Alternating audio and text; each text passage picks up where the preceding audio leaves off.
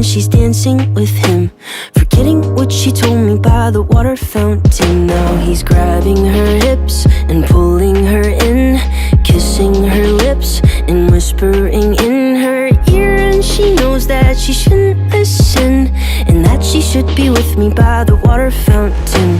She couldn't be at home in the nighttime because it made her feel alone, but at that time she was too young. I was too young. I should have built a home with a fountain for us the moment that she told me that she was in love. Too young.